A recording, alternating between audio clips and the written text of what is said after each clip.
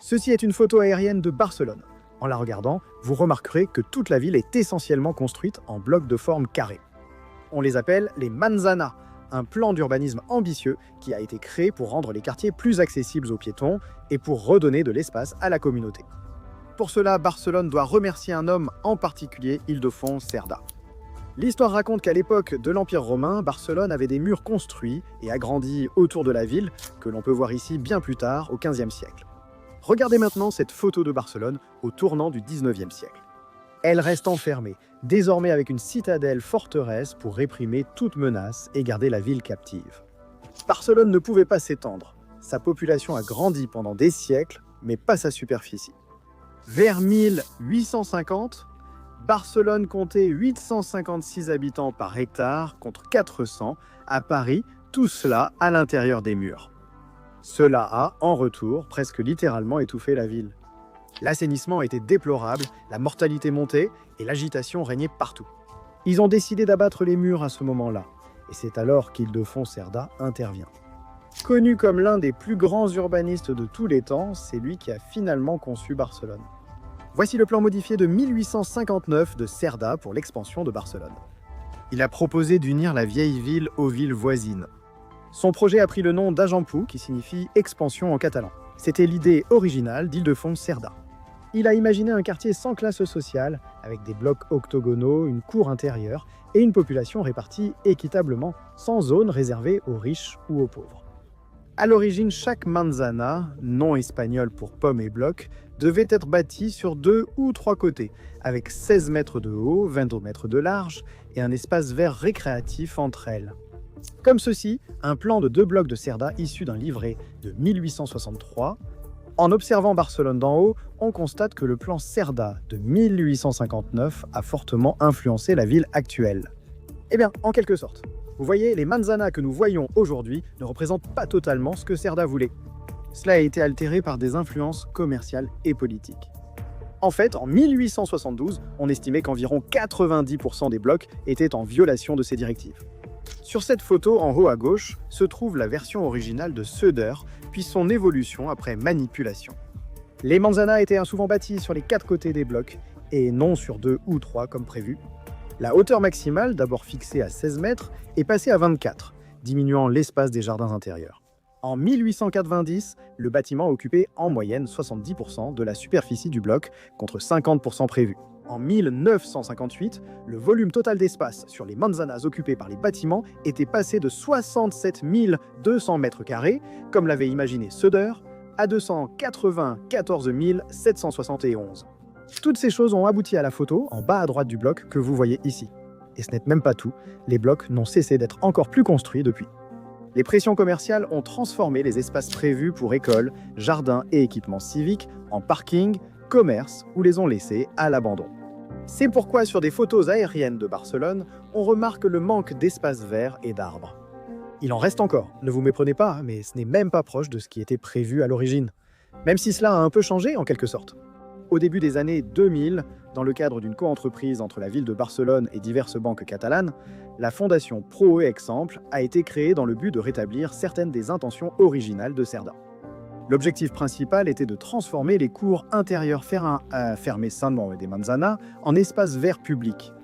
Voici 50 sites de récupération de blocs, totalisant environ 100 000 mètres carrés. Le problème, cependant, était que cela ne pouvait se produire que lorsqu'une partie d'une manzana devenait disponible pour être récupérée, ce qui est très rare et pouvait prendre des décennies avant qu'une opportunité ne se présente. Et beaucoup de ces cours récupérés n'ont pas non plus de paysage remarquable avec lequel faire quoi que ce soit. Parfois, cela a fonctionné, comme avec le jardin de la Torres de las Agues, où la transformation de la cour en a fait un espace populaire et très fréquenté. Mais la plupart du temps, cela n'a pas marché. À cause de ces modifications cupides des plans de Cerda, Barcelone étouffe encore aujourd'hui, 150 ans plus tard. Il dispose actuellement de seulement 6,6 mètres carrés d'espace vert par habitant. Et quand on compare cela, par exemple, aux 27 mètres carrés de Londres, ou à l'incroyable 87,5 mètres carrés d'espace vert par habitant d'Amsterdam, c'est choquant, c'est le moins qu'on puisse dire.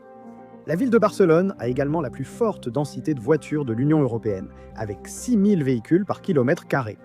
Les voitures et particulières ne font qu'environ 20% des déplacements, mais occupent 60% de l'espace, surtout pour le stationnement. Des études montrent aussi que la pollution de l'air cause 3500 décès prématurés par an dans la métropole de Barcelone. Pour être juste, cependant, toutes les grandes villes subissent en quelque sorte le même sort. Mais ce n'est pas le seul type de pollution avec lequel elles luttent. Barcelone compte parmi les villes les plus polluées au monde par le bruit.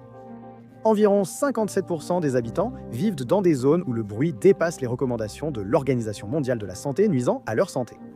Ces facteurs ont mené à une solution appelée Superbloc ou Superias en catalan. Que sont les superblocs? Il s'agit de regrouper 9 blocs en une grille 3 par 3, puis de limiter la circulation des véhicules aux rues périphériques. Il n'y a qu'une seule voie à l'intérieur du superbloc. Seules les voitures essentielles sont autorisées à entrer, et elles sont limitées à une vitesse de seulement 10 km à l'heure. Le stationnement dans la rue a été remplacé par des parkings souterrains.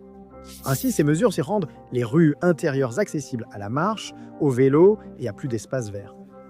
Être à l'intérieur d'un superbloc, c'est presque comme être dans un petit village avec une taille totale d'environ 400 mètres sur 400. Ce n'est pas une idée nouvelle à Barcelone, puisqu'en 1958, l'architecte Oriol Bogigas avait déjà proposé de regrouper 9 blocs pour réorganiser les amples selon des concepts de transport modernes.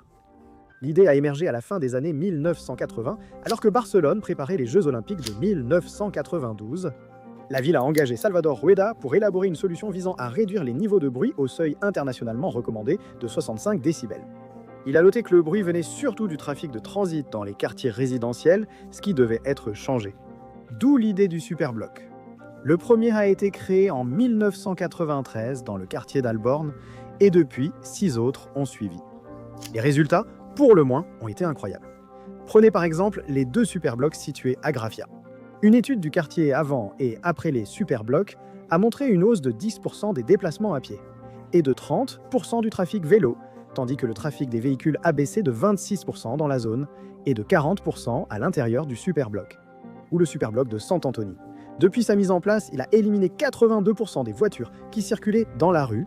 Les niveaux de dioxyde d'azote sont inférieurs de 33% à certains carrefours réappropriés par les piétons, et la pollution sonore a également diminué de 4,7 décibels. Je pourrais continuer, mais les superblocs fonctionnent. C'est pourquoi Barcelone prévoit d'en créer 503 autres. Ça la semble fou, mais il ne faut qu'environ 300 millions de dollars pour y arriver. L'argent peut aussi être vite récupéré, car les superblocs profitent à l'économie. Prenez le superbloc de Poblenou. Environ 20 commerces ont ouvert depuis sa transformation, augmentant l'activité locale de plus de 30%, sans oublier que 75% de l'espace autrefois pris par les voitures a aussi été libéré. Quoi qu'il en soit, 503 superblocs transformeraient littéralement Barcelone en l'une des meilleures villes d'Europe, sans aucun doute. Voici une photo des espaces verts de Barcelone avant les 503 superblocs. Et voici à quoi cela ressemblerait après. Ouais. Si le plan est bien mené, les trajets en véhicule privé, aujourd'hui à 1,2 million par semaine, baisseraient de 230 000 grâce à un usage accru des transports en commun, du vélo et de la marche.